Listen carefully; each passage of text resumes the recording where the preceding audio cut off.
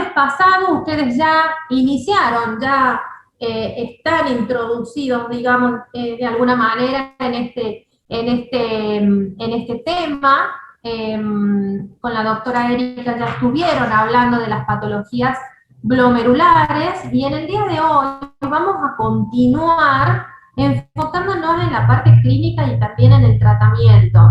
Esto como a modo de repaso. Esta es la nefrona, que es la unidad funcional que tiene el riñón. Ustedes saben que la nefrona no solamente es la unidad funcional, sino también la unidad estructural que tiene el riñón y que tiene como responsabilidad filtrar la sangre y también absorber los productos solubles a través del sistema tubular, excretando a través de la orina todos los productos de desecho. Como les comentaba anteriormente, nosotros en esta clase vamos a seguir hablando de lo que ya iniciaron el miércoles pasado, que tiene que ver dentro de esa unidad funcional, abocarnos puntualmente a lo que tiene que ver con el glomérulo. Lo que continúa al glomérulo, que tiene que ver con el sistema tubular, lo vamos a ver en un capítulo aparte. Ahora vamos a continuar hablando respecto a la patología del glomérulo puntualmente. Bien, entonces, las glomerulonefritis son las enfermedades que afectan o alteran la estructura y la función de este glomérulo. Aunque posteriormente se puede ver haber afectado todo el resto de las estructuras que forman la unidad funcional del riñón, pero en principio tiene que ver con lo que afecta puntualmente a la estructura y a la función del glomérulo. A esas patologías las llamamos glomerulonefritis.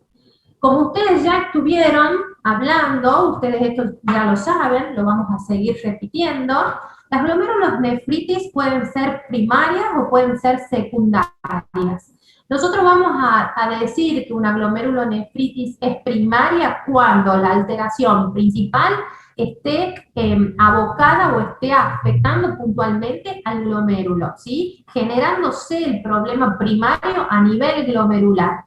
Ahora, cuando el trastorno se genera a partir de otra enfermedad, allí hablamos ya de un proceso secundario. Es una glomerulonefritis secundaria, como por ejemplo, secundaria a una enfermedad como el lupus o una enfermedad como la diabetes, ¿sí? Entre otras patologías que ya la van a ir viendo. Ahora, ¿cómo vamos a clasificar a las glomerulonefritis? Entonces, decíamos, las glomerulonefritis primarias son un grupo de patologías de origen heterogéneo, tanto por la etiología, sino también por la evolución. No se puede hablar de una sola clasificación que permita diferenciarlas, ¿sí? En un grupo homogéneo. Según la evolución, según la etiología, según la clínica, nosotros vamos a hablar de glomerulonefritis de distintos tipos. Según la evolución, vamos a hablar de un tipo de glomerulonefritis, según la histología hablaremos de otra, y según la clínica también lo podremos clasificar de otra forma.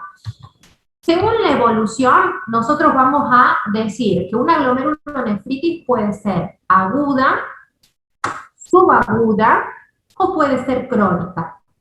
¿Cuándo vamos a hablar de una nefritis aguda? Vamos a hablar de una glomerulonefritis aguda cuando el cuadro clínico tenga un comienzo puntual, conocido, abrupto, ¿sí? Con síntomas claros, ¿sí? Que por lo general suele ser hematuria, proteinuria, edema. Eso lo vamos a ir viendo ahora, lo vamos a ir desglosando en cada uno de los tipos de glomerulonefritis, pero lo importante es que tengan este concepto, que según la evolución que vaya teniendo el cuadro de la glomerulonefritis, vamos a hablar de un proceso agudo, un proceso subagudo o un proceso crónico. El agudo, repito, tiene un comienzo puntual, es un momento conocido, con síntomas claros. Un cuadro de instalación subaguda es aquella que tiene un comienzo más bien insidioso, poco definido, poco claro, con un deterioro que se va generando paulatinamente, es decir, en forma progresiva, que puede llevarle semanas o puede llevar meses. Mientras que también la glomerulonefritis puede ser crónica, donde independientemente de la instalación del cuadro, tiene una una evolución que es variable y que tiene tendencia a ir progresando, y una vez que se instaura puede llevar años en el paciente. Bien, les decía también que otra forma de clasificar a la glomerulonefritis podría ser la histología. Y si la vamos a definir desde un punto de vista histológico, vamos a tener que hablar de una glomerulonefritis proliferativa o una glomerulonefritis no proliferativa. La glomerulonefritis proliferativa es aquella que va a tener un aumento en el número de las células glomerulares. Y la no proliferativa es la que no va a presentar aumento del número de las células de los glomérulos. La glomerulonefritis proliferativa, dentro de este grupo, nosotros vamos a poder enmarcar a la glomerulonefritis mesangial, ya sea por IgA o IgM, a la membranoproliferativa, a la postestreptocóxica y a la extracapilar. Y dentro de las no proliferativas, a la nefropatía por cambios mínimos, a la glomerulosclerosis segmentaria y focal y a la glomerulonefritis membranosa o extramembranosa. Bien, y desde el punto de vista clínico, las glomerulonefritis pueden tener distintos patrones. Se conocen hasta acá por lo menos 6 patrones. Uno de ellos es la alteración urinaria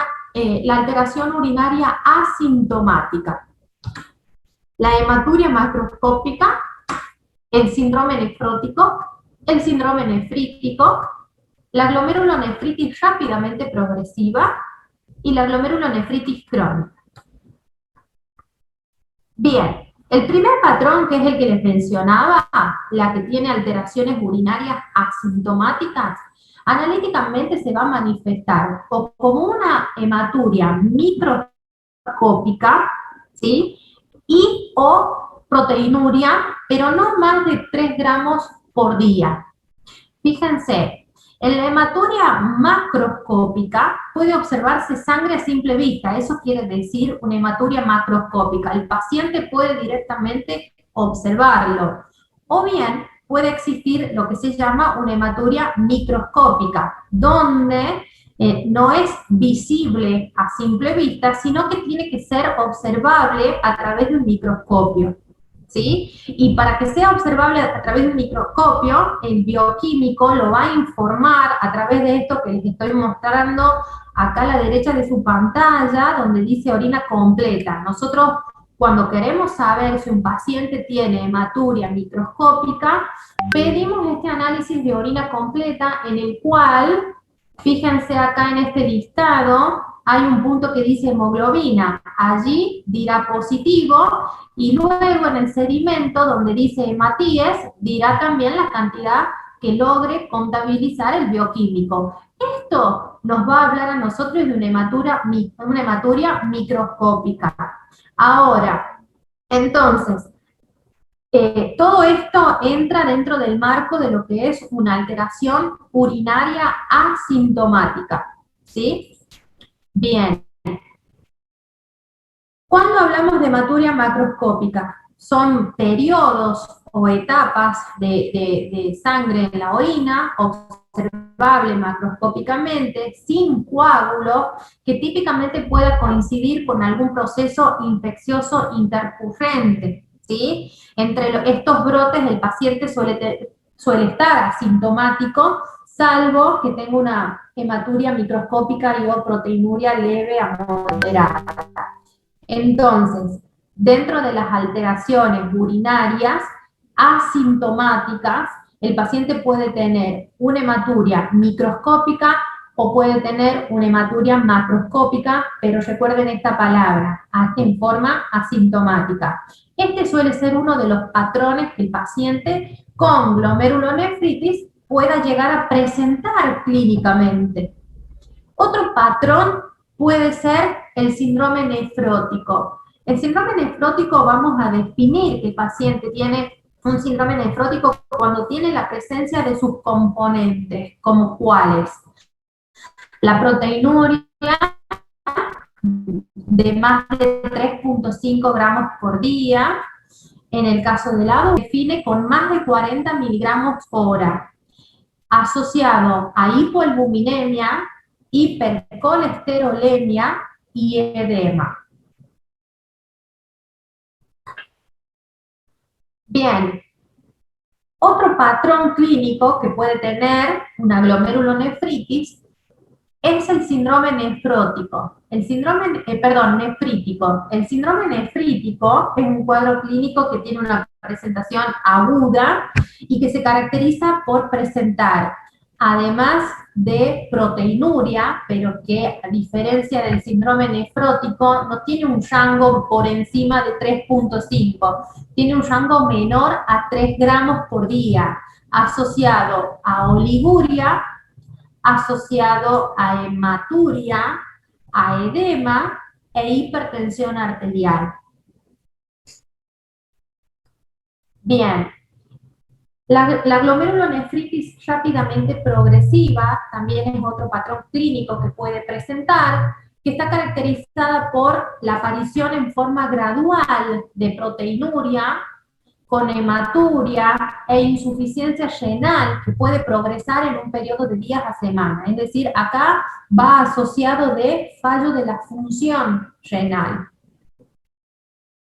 Y por último, la glomerulonefritis crónica, es decir, la que tiene un curso crónico que se caracteriza por trastornos urinarios persistentes, como por ejemplo una hematuria microscópica, con deterioro de la función del riñón y presencia de proteínas en orina en una forma moderada a intensa, ¿sí? El tiempo de progresión hacia el fallo renal terminal va a ser variable, va a depender de cada proceso en particular.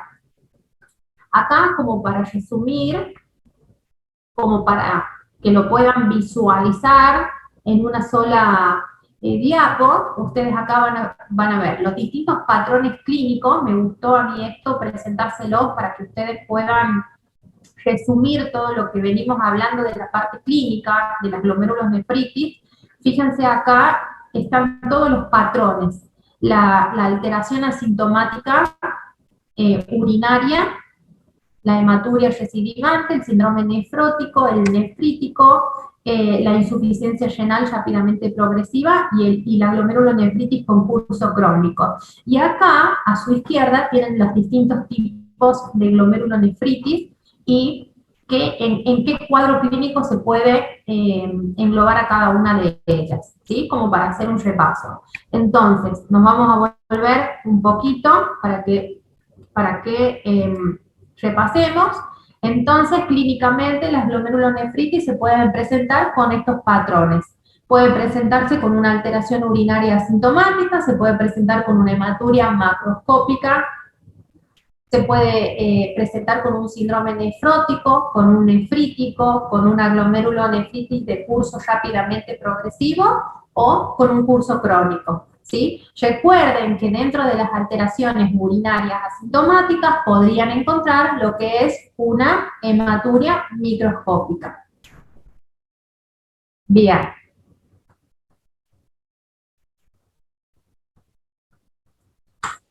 ¿Y cuál sería el tratamiento general que tendría una glomerulonefritis primaria?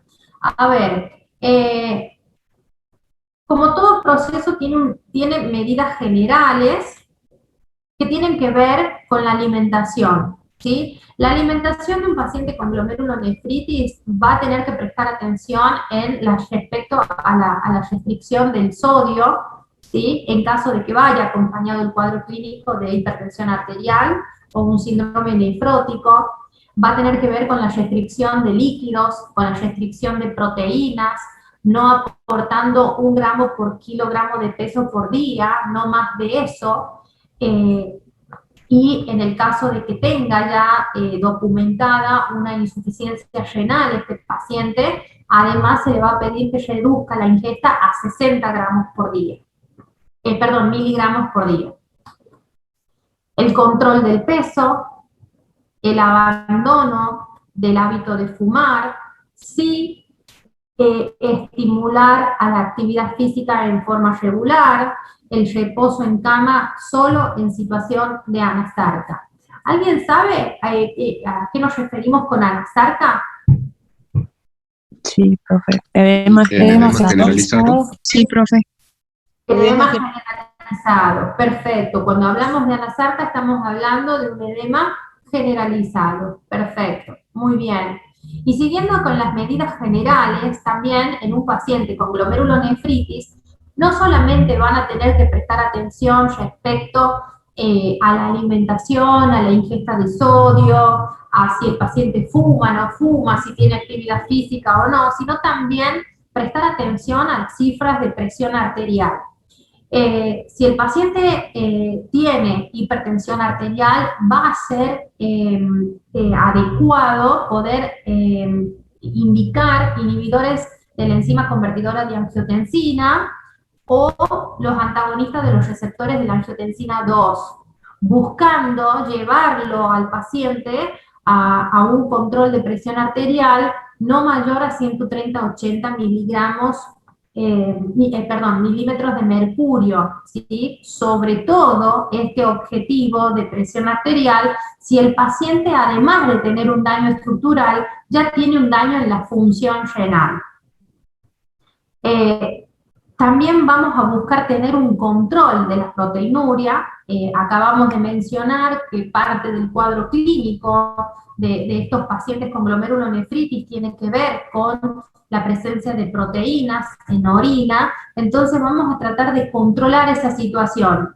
Dos fármacos que nos ayudan a controlar esa situación son los inhibidores de la enzima convertidora de angiotensina y los antagonistas de los receptores de angiotensina 2. ¿Sí? Se puede comenzar con dosis bajas e ir aumentándolas progresivamente hasta alcanzar las dosis máximas de cada una de ellas dos, o conseguir el objetivo que buscaríamos, que tendría que ver con menos de 0.5 gramos por día de proteinuria.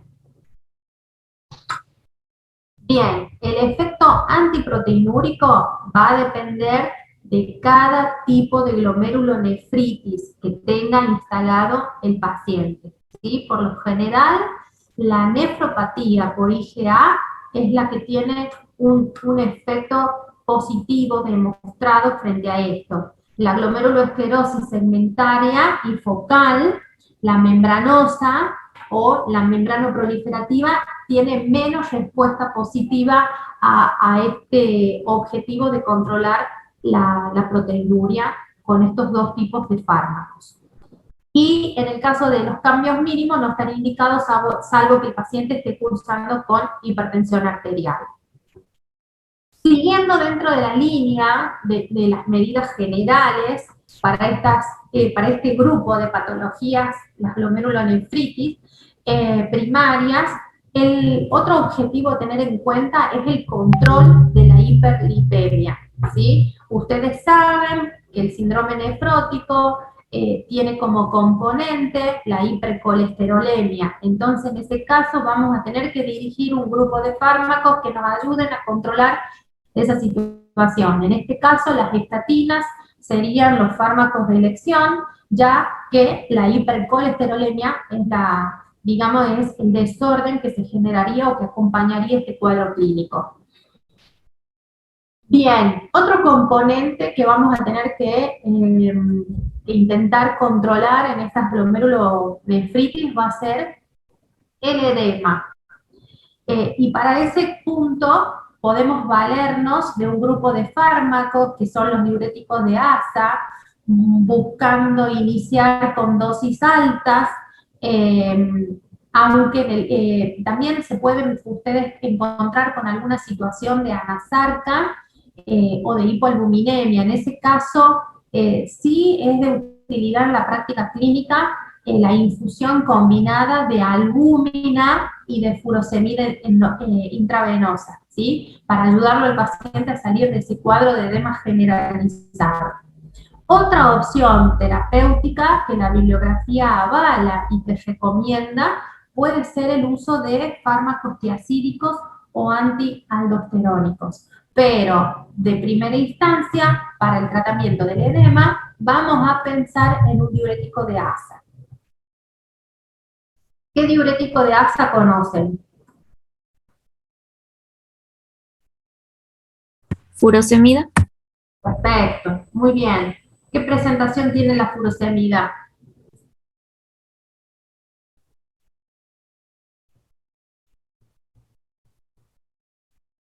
¿No? Creo que es endovenosa y no sé si se puede dar también por vía oral. Sí, se puede, vienen también en comprimidos, ¿sí? Bien, bueno, en cuanto a la nefropatía por cambios mínimos, que ustedes ya la conocen porque la vieron con la doctora Erika, la nefropatía por cambios mínimos, ya saben que típicamente aparece en la edad pediátrica, que histológicamente a nivel microscópico no van a observar muchas anomalías, pero que en la inmunofluorescencia no se detectan depósitos, que a nivel de la microscopía electrónica se pueden observar cambios que tienen que ver con el ensanchamiento y el bollado y el velamiento o el bollado de los podocitos, ¿sí? Pero clínicamente, que es lo que me interesa o lo que apuntamos en esta clase, es clínicamente una nefropatía por cambios mínimos cursa con un síndrome nefrótico, ¿sí? Ustedes ya saben que el síndrome nefrótico tiene que ver con la presencia de proteínas en orina de más de 3.5 gramos por día, ¿sí? Más de 40 miligramos por hora en los chicos, asociado a hipoalbuminemia. Aunque en este caso el pronóstico de esta glomerulonefritis es bueno, ¿sí? Y el deterioro de la función renal que pudiese llegar a generarse es reversible, que es lo bueno, ¿sí? Se puede revertir ese cuadro. ¿Cuál es el tratamiento? ¿Cuál es el tratamiento que tiene que ver con esta nefropatía? El tratamiento de elección en primera instancia va a tener que ver con los corticoides, puntualmente con la prednisona, en un rango de 1 miligramo por kilogramo de peso por día, pero cuidando no exceder los 60 o los 80 miligramos por día en el caso del adulto, en una sola toma diaria, ¿sí? Ahora, cuando la proteinuria, a pesar de este tratamiento que les acabo de mencionar, la proteinuria persiste tras 16 semanas de tratamiento, o bien cuando la proteinuria no ha descendido lo que ustedes hubiesen esperado, tras 8 a 12 semanas de tratamiento, estaríamos en presencia de lo que se llama una corticoresistencia, una nefropatía corticoresistente. Bien. Acá hay un dato importante, la respuesta al tratamiento nosotros la vamos a definir por la desaparición de la proteinuria. Bien, a tener en cuenta, la interrupción brusca o el descenso demasiado rápido, una vez lograda la remisión de la proteinuria, ¿sí? Una vez lograda la remisión completa, puede llevar a la recidiva. Así que cuidado, mucho cuidado de qué manera vamos suspendiendo el tratamiento anteriormente citado. ¿Cuál fue el tratamiento anteriormente citado? La prednisona, el corticoide. Ojo cómo vamos suspendiendo o cómo vamos descendiendo la dosis del corticoide. ¿Por qué? Porque podemos llegar a generar una recidiva, ¿sí? La dosis alta de prednisona debe ser de 8 a 16 semanas o 1 a 2 semanas tras la remisión completa. Debe iniciar entonces días alternos, ¿sí? Durante un mes, luego se va reduciendo de a poquito la prednisona, de manera que el término total del tratamiento sea alrededor de 4 meses como mínimo, ¿sí? Entendiendo que esta situación se puede presentar, es oportuno que ustedes tengan en cuenta esto. Pueden generarse varios patrones de respuesta al tratamiento con corticoides. A ver, ¿cuáles serían esos patrones? Fíjense acá. El paciente puede tener una respuesta completa, es decir, de remisión completa. La proteinuria en este caso sería menos de 300 miligramos por día. Puede tener un patrón de remisión parcial, donde exista una reducción de la proteinuria, más normoalbuminemia. Puede ser que tenga un cuadro de recidiva, es decir, donde mejoran los patrones, pero vuelve a reaparecer la proteinuria y vuelve a ser acompañada de hipoalbuminemia, es decir, luego del periodo propuesto de tratamiento con corticoides, disminuimos la dosis y vuelve a aparecer la proteinuria con hipoalbuminemia. Esa sería otra opción. Otra opción puede ser que el paciente sea córtico-sensible con una respuesta primaria, es decir, que no tenga recidiva. Puede ser que sea córtico-sensible con respuesta primaria y solo una recidiva en los primeros 6 meses después de la respuesta. Puede suceder que tenga recidivas frecuentes, que sea córtico-dependiente, es decir, remite el cuadro clínico y recidiva durante la fase descendente. O bien que sea córtico resistente. No hay respuesta a los corticoides, ¿sí? Esta información es importante que ustedes la manejen porque son las distintas alternativas de respuesta que puede llegar a tener un paciente frente a este tipo de tratamiento con corticoide con altas dosis. Bien.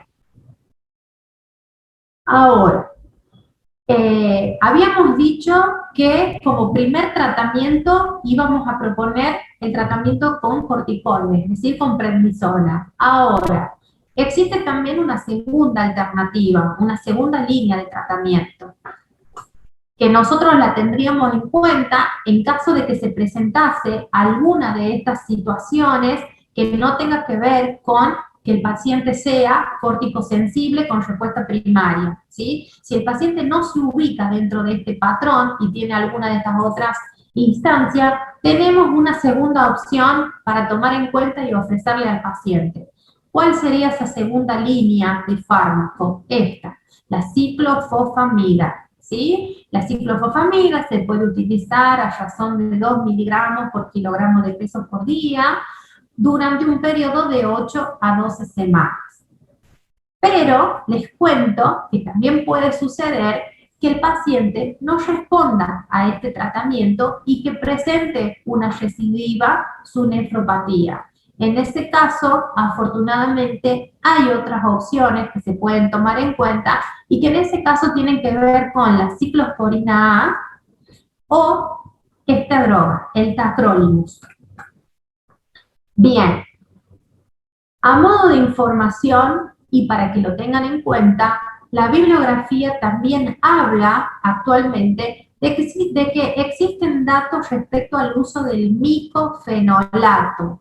El micofenolato, de forma indefinida, se puede dar en dosis de 1 a 1.5 gramos por día, puede asociarse a corticoides que se van a ir sacando posteriormente, ¿sí? En los pacientes esta sería como una opción en caso de que hayan fracasado todas las opciones estas anteriormente citadas.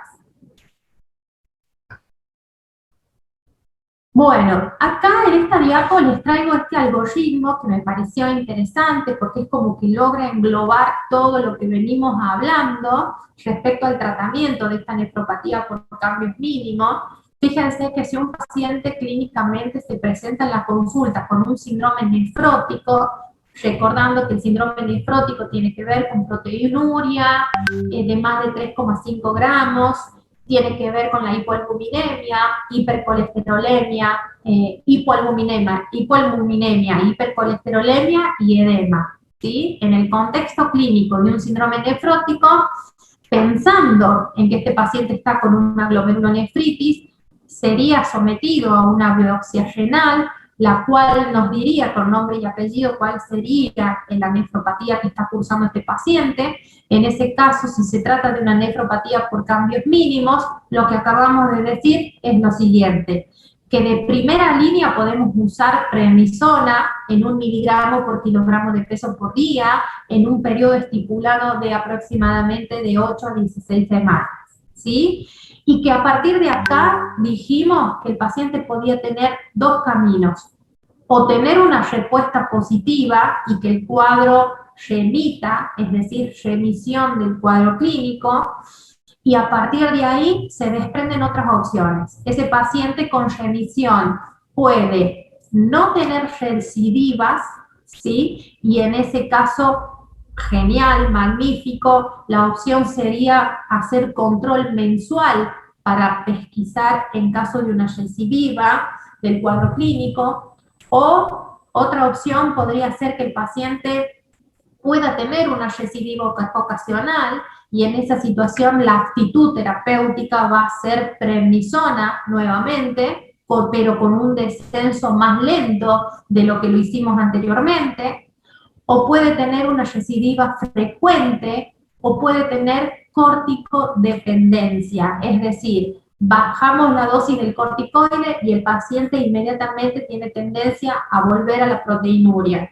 Subimos el corticoide, remite, bajamos el corticoide, vuelve a tener tendencia a la presencia del síndrome nefrótico. Ese es el paciente córtico-dependiente. Tanto para la recidiva frecuente como para el estado córtico-dependiente, la opción a plantear va a ser la ciclofosfamida, ¿sí? Ciclofosfamida, que si no responde o no funciona, podríamos progresar a la opción de la ciclosporina, o dijimos el tacrolimus o el micofenolato con corticoides en bajas dosis, ¿sí? Y si no, la otra opción podría haber sido que a partir del tratamiento de primera línea, dijimos, el cuadro no tenga remisión tras 16 semanas de tratamiento. En ese caso podemos plantearnos la biopsia como una opción para definir si verdaderamente se reafirma el primer diagnóstico, y en ese caso sí podríamos hacer tratamientos directamente con ciclofosfamida o ciclosporina, y dependiendo de la respuesta vamos a alternar. Si elegimos como primera línea la ciclofosfamida y no hay respuesta, pasaremos a una ciclosporina o tacrolimus. De no haber respuesta, micofenolato. ¿Sí? Lo contrario en caso de haber elegido como primera alternativa la ciclosporina. Bien, este es como un algoritmo de tratamiento, de manejo terapéutico en el caso de la nefropatía por cambios mínimos. Bien, otro tipo de glomerulonefritis, la glomeruloesclerosis segmentaria y focal primaria. También es una glomerulonefritis que ustedes ya la han charlado, la han visto, la doctora Erika se los ha presentado, ¿sí? En el caso de esta glomerulonefritis, la manifestación clínica más frecuente también va a ser la proteinuria, generalmente con un síndrome nefrótico, es decir, con una proteinuria en rango nefrótico, pero también en su curso clínico suele presentar hematuria o hipertensión arterial, y muchas veces deterioro de la función renal, que ya suele estar presente al momento del diagnóstico. En este tipo de nefropatía, la evolución la va a marcar la intensidad de la proteinuria que encontremos en el paciente, el grado histológico, la presencia de un deterioro de la función del riñón y la respuesta que presente el paciente al tratamiento, ¿sí? Los casos resistentes al tratamiento suelen evolucionar al fallo renal terminal en el 50% de los casos. A los 10 años de la evolución de la enfermedad ya suelen tener fallo renal terminal. Bien, el tratamiento propuesto, en este caso también de primera elección, la prednisona, ¿sí? Este tratamiento también va a estar propuesto en caso de que tengamos un paciente con esta nefropatía que tenga un síndrome nefrótico clínicamente y que tenga función renal normal, ¿sí? Recuerden que en la diapo anterior les había comentado que podía tener alterada ya la función renal al momento del diagnóstico, pero también puede suceder lo contrario, puede suceder que no, que tenga una función renal normal el paciente. En ese caso también hay que realizar el tratamiento, ¿sí? De primera línea, el tratamiento con corticoides, la prednisona, igual dosis, 1 miligramo por kilogramo de peso por día, sostenido durante 8 a 12 semanas, si la tolerancia del paciente a este tratamiento es buena, ¿sí? Si no se produce una remisión de la proteinuria, prolongamos, extendemos el tiempo del tratamiento con corticoides. Si por lo contrario hay una respuesta y hay remisión de la proteinuria con el tratamiento, descendemos la dosis a 0.5 por 6 a 8 semanas. Luego ir bajando progresivamente la dosis. Los inhibidores de la enzima convertidora de angiotensina y los antagonistas de los receptores de la angiotensina 2 se tienen que utilizar, ¿sí? Se pueden utilizar, y sobre todo en aquellos pacientes que tengan una proteinuria que no esté en rango nefrótico. También en este caso vamos a tener en cuenta un tratamiento de segunda línea que va a tener que ver de la misma manera que les comenté anteriormente, tiene que ver con la ciclosporina A, ¿sí? Que es el fármaco que ha demostrado ser eficaz, ser eficiente y controlar esta situación de corticoresistencia o corticodependencia, ¿sí? Y, bueno, es recomendado y es de elección en este caso. También, acá les dejo un algoritmo para que ustedes lo puedan evaluar a partir de la información que les comenté anteriormente, como en el caso de la nefropatía que vimos anteriormente. Tienen acá un esquema que habla exactamente o resume exactamente lo mismo que les acabo de mencionar anteriormente. Estos flujogramas de tratamiento, estos algoritmos son muy interesantes porque logran resumir toda la información que anteriormente les expuse. Bueno, ¿y qué pasa en el caso de la glomerulonefritis membranosa? En el caso de la membranosa, clínicamente la forma típica también es un síndrome nefrótico de comienzo insidioso en el 80% de los casos. Si el paciente cursa con cifras tensionales elevadas, puede existir hematuria microscópica. Un 30% de los casos suele asociarse con fallo renal, que podría evolucionar a la forma terminal. Los factores pronósticos en la glomerulonefritis membranosa van a tener que ver con la proteinuria persistente, importante, fíjense, más de 8 gramos por día. Otro factor pronóstico tiene que ver con la presencia o la ausencia de fallo renal, ¿sí? Esto quiere decir insuficiencia renal, y con el grado de la fibrosis túbulo-intersticial en el momento del diagnóstico. Por supuesto que esto lo estamos hablando a nivel histológico, ¿sí? Este es un informe histológico que va a acompañar a la evaluación clínica de esta nefropatía. Bueno, estos 3 puntos son marcadores pronósticos de esta nefropatía. ¿Y cuál es el tratamiento a plantear en una nefropatía membranosa? En este caso, el tratamiento conservador va a tener que ver con, por ejemplo, los inhibidores de la enzima convertidora de angiotensina o los antagonistas de los receptores de angiotensina 2, más el manejo general conservador que vimos al principio, ¿sí? El manejo conservador en general tiene que ver, es el mismo para todas las nefropatías. Si tiene, en este caso, si no tiene síndrome nefrótico, Ahora, con síndrome nefrótico y función renal normal se recomienda un periodo de observación que va a incluir un tratamiento general conservador con los IECA de 6 meses si la proteinuria es mayor a 8 gramos por día, ¿sí? Y si la proteinuria oscila entre 3 y 4, entre 4 y 8 gramos por día, el periodo puede extenderse a un año, el periodo de observación para el uso de estos fármacos. Y el tratamiento específico que vamos a plantear para esta nefropatía va a tener que ver con la ciclosporina, ¿sí? Va a tener que ver con los corticoides asociados a la ciclofosfamida y va a tener que ver, en este caso, con el clorambucilo administrado durante 6 meses.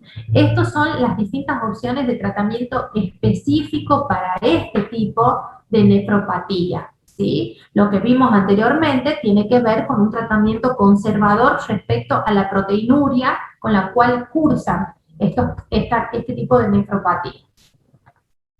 El tratamiento corticoideo no tiene, fíjense, no tiene un efecto favorable, por lo que no estaría recomendada esa opción. No estaría recomendada esa opción. Bien. Pasando a lo que tiene que ver con la glomerulonefritis membranoproliferativa, también clínicamente esta nefropatía cursa con un síndrome nefrótico en la mitad de los pacientes, un 25% tiene proteinuria y hematuria asintomática, se ha visto que puede haber otro 25% que pueda cursar por el contrario con un síndrome nefrítico, ¿sí? Y que respecto al tratamiento se recomienda la prednisona en el caso de pacientes con síndrome nefrótico con insuficiencia renal, ¿sí? La duración, en este caso, del tratamiento con corticoides no está bien pautado, bien definido, seguramente se va a ir ajustando a la condición clínica o a la respuesta clínica que vaya teniendo el paciente. Ahora, en el caso de un síndrome nefrótico con un deterioro que va siendo progresivo para la función renal, sí se recomienda iniciar ciclofosfamida o micofenolato más corticoides, más antiagregantes y o anticoagulantes, asociado al control de la hipertensión arterial y de la proteinuria. Por supuesto, van a tener que estar presentes también los IECA o los VARA2. En el caso de la glomerulonefritis post-estreptocóxica, clínicamente tiene una presentación típica que tiene que ver con un síndrome nefrítico agudo, ¿sí? El periodo de latencia desde la infección es de 7 a 21 días en el caso de la faringitis y de 14 a 21 días para las infecciones cutáneas por esta bacteria.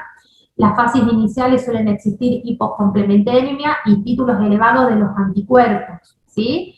En general, esta es una nefropatía que suele tener un buen pronóstico, ¿sí? Aunque está documentado que hay un pequeño porcentaje que suele evolucionar a la hipertensión arterial con proteinuria y fallo renal terminal. En el caso del tratamiento para la glomerulonefritis post-estreptocóxica, además de ser medidas de apoyo, en el caso del tratamiento para la hipertensión arterial, como para la sobrecarga de volumen, que en ese caso van a ser con diuréticos, más el antibiótico que corresponda, ¿sí?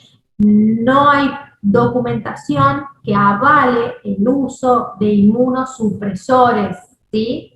No hay documentación respecto al uso de inmunosupresores en este tipo de nefropatía.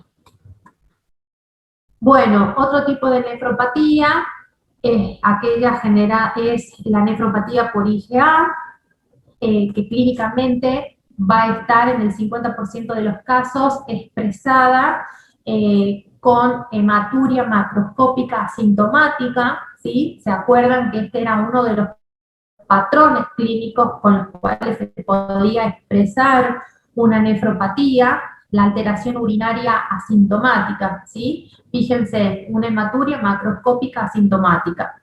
El 30 al 40% lo puede hacer con una hematuria microscópica acompañada de hipertensión arterial, y el resto de los casos puede presentar un síndrome nefrótico o una glomerulonefritis de curso crónico con hematuria, con proteinuria o fallo renal crónico.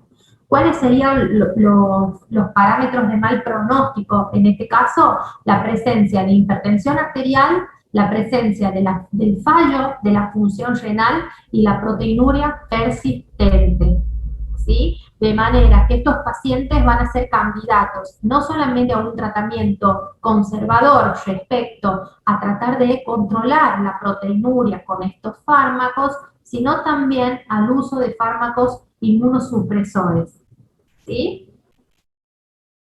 Para la glomerulonefritis extracapilar, en este caso, la glomerulonefritis extracapilar tiene distintos tipos. Histológicamente está definida por distintos tipos. Puede ser tipo 1, tipo 2 o tipo 3. Y clínicamente la tipo 1 se caracteriza por una instauración rápida de una glomerulonefritis aguda con oliguria o anuria, ¿sí? Mientras que la tipo 3 se suele presentar como un deterioro rápidamente progresivo del fallo de la función del riñón, asociado a hematuria, proteinuria e hipertensión arterial. En el caso del tratamiento de la glomerulonefritis extracapilar, va a estar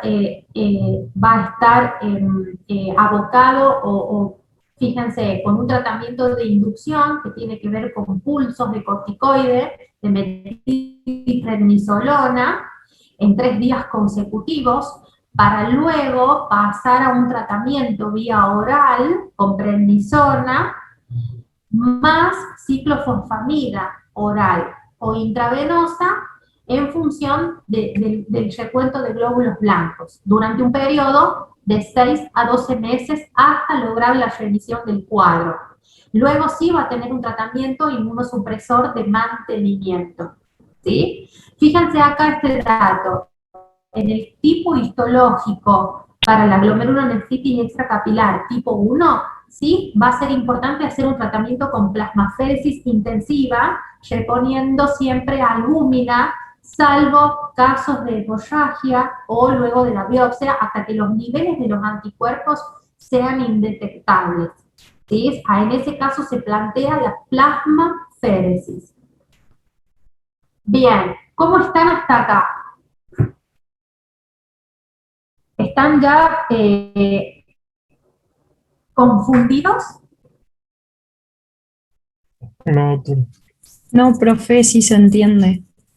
Bien, perfecto.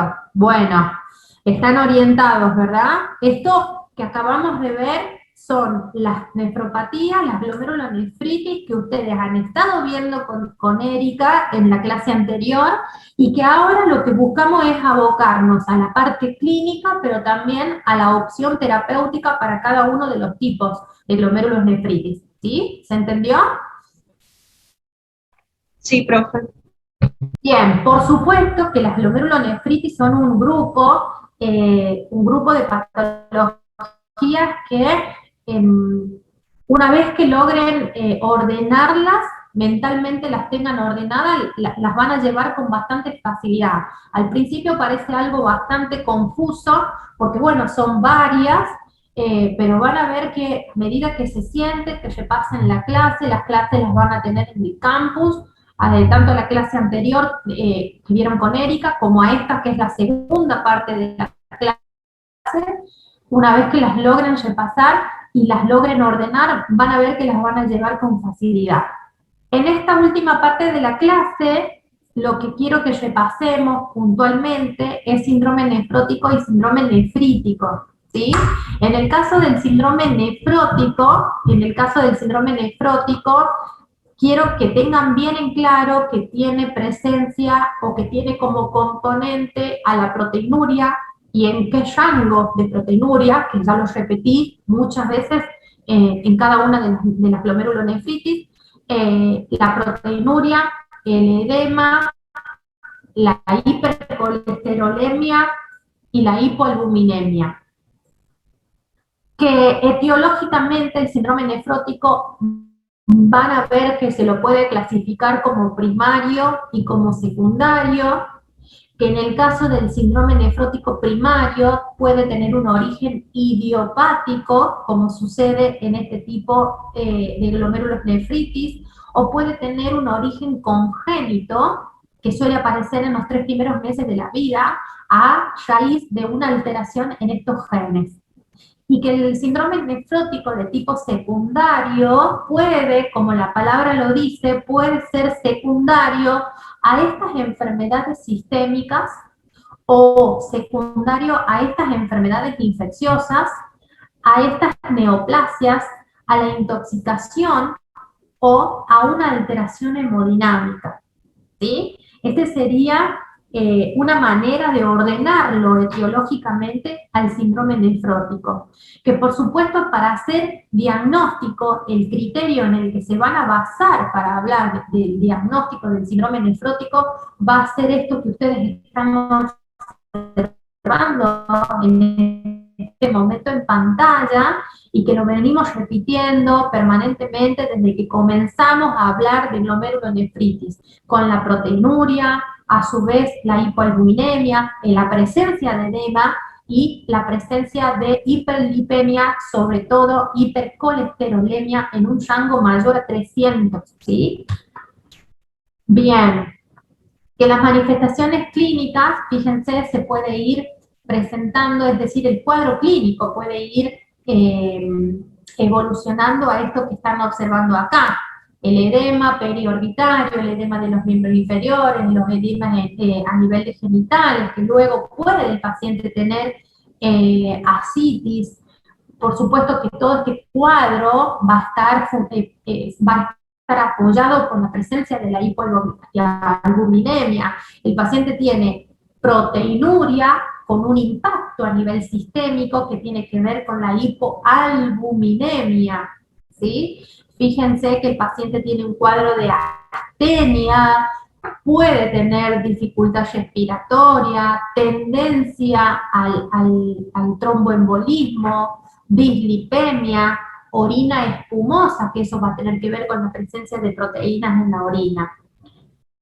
A ver acá, el diagnóstico diferencial. Cualquier paciente con edema de reciente aparición se presenta primero en la zona periorbitaria, pudiendo ser más intenso hasta afectar miembros inferiores, genitales, como así también ascitis, derrame pleural, derrame pericárdico.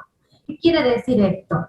Que ustedes tienen que pensar en síndrome nefrótico como diagnóstico diferencial en cualquier paciente que se les presente en la consulta con edema de reciente aparición. ¿Sí?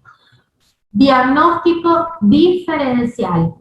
Lo tengo que pensar como probable causa de este edema que trae este paciente que estoy viendo, ¿sí? Lo tengo que pensar, porque si lo pienso lo voy a buscar y por lo tanto lo voy a poder confirmar o lo voy a poder descartar.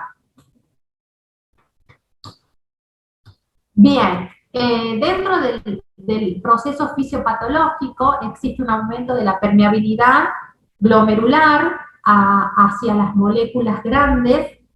La proteinuria va a generar un descenso en el nivel de la albúmina en circulación sistémica. El hígado no va a ser capaz de aumentar la síntesis de albúmina, con lo cual ese cuadro, ese estado de hipoalbuminemia y ese estado de aumento de la permeabilidad a las moléculas grandes va a llevar a la formación de edemas, ¿sí? Un edema intersticial. Se generan desequilibrios entre los factores protrombóticos y los antitrombóticos, con depresión del volumen intravascular, el uso de los diuréticos, son factores que van contribuyendo, ¿sí?, al estado protrombótico. ¿Cuáles son los sitios de trombosis habitual que se pueden generar en este síndrome nefrótico? En las venas profundas de los miembros inferiores, pero también en las venas renales.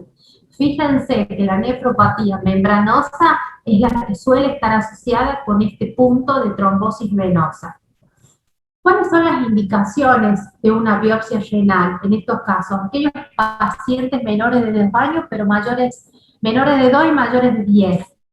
La resistencia de los corticoides, aquel paciente que tiene va presentando clínicamente un deterioro en forma progresiva de la función renal, o que tenga una hematuria macroscópica, que tenga persistencia de la hipertensión renal, persistencia de la hipertensión arterial, y que tenga recaídas frecuentes. En este caso nos vamos a plantear la biopsia. ¿Y cómo lo manejamos?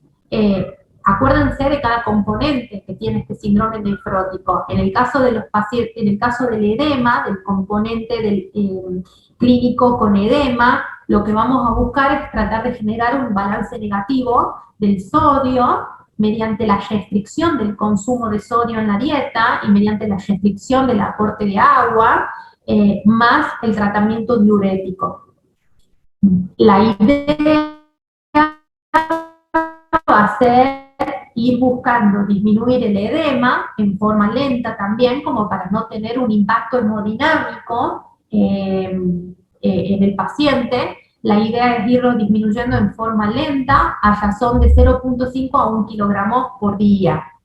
En el caso de la dislipemia, la opción terapéutica van a ser las estatinas y la dieta. En el caso de la proteinuria, además de la dieta normoproteica, los inhibidores de la enzima convertidora de angiotensina o los bloqueantes de los receptores de angiotensina 2, más el ácido acetilsalicílico, 100 miligramos por día si hay antecedentes de tromboembolismo. Por supuesto que el tratamiento específico para el síndrome nefrótico va a tener que ver con tratar la causa de ese síndrome nefrótico. En esta diapositiva comparamos cuáles son los componentes clásicos de un síndrome nefrítico y cuáles son los componentes de un síndrome nefrótico, que lo venimos repitiendo desde el principio de la clase. Si tenemos que hablar puntualmente del síndrome nefrítico, entender que es un proceso inflamatorio que va a afectar al glomérulo renal con el deterioro de su función, que es de patogenia inmunológica inducida principalmente por infecciones, que tiene una instalación brusca, aguda por lo general, que sus componentes son la hematuria, la proteinuria, oliguria, edemas, el deterioro variable de la función renal y la presencia de hipertensión arterial. Las causas del síndrome nefrítico agudo, a nivel de las glomerulonefritis aguda, la estreptocóxica, la no estreptocóxica, la rápidamente progresiva, las glomerulares crónicas y las glomerulares secundarias.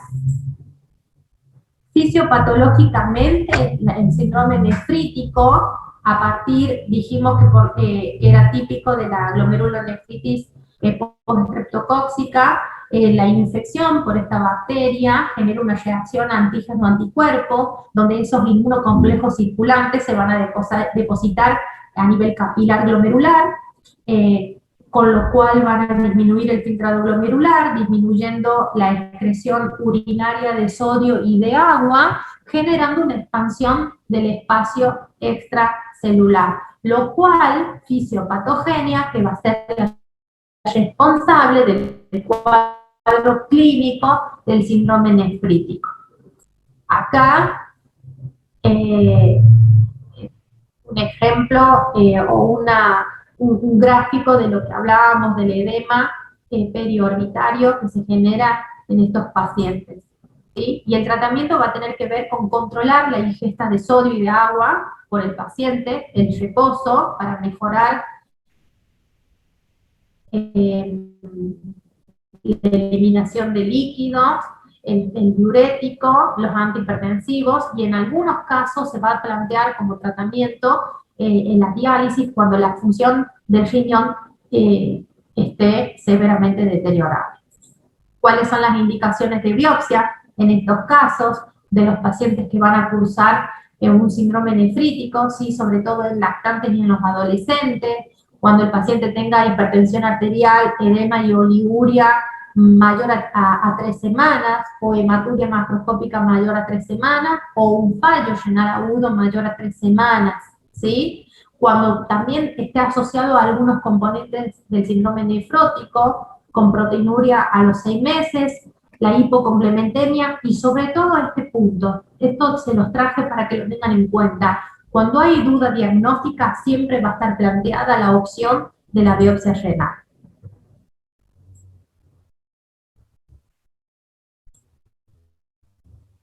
Bien. Bueno, ¿están ahí? Sí, doctora. Sí, Sí, doctor. profe. Sí, doctora. Perfecto. Lo que les decía anteriormente, las glomerulonefritis es un grupo de patologías que parecen difícil, pero amerita que se sienten tranquilos con tiempo y que puedan ir desglosando una a una. Y una vez que se ordenen con cada una de ellas, van a ver que lo van a ir llevando adelante con mayor facilidad a cada una de las glomerulonefritis, ¿sí? Hasta acá hemos visto todo lo que tiene que ver con la patología glomerular propiamente dicha. En la próxima clase van a tener todo lo que tiene que ver con la patología tubular, ¿sí? Que la van a ver con la doctora Erika, y luego se van a encontrar nuevamente conmigo, pero para que ya hablemos de lo que tiene que ver con el fallo de la función del riñón, ¿sí? Bueno, doc. Bueno, Sí, profe. estén bien, Buenísimo, doctora. que sigan bien y nos vemos si Dios quiere el próximo miércoles. El próximo miércoles con Erika, el siguiente van a volver a estar conmigo. Gracias.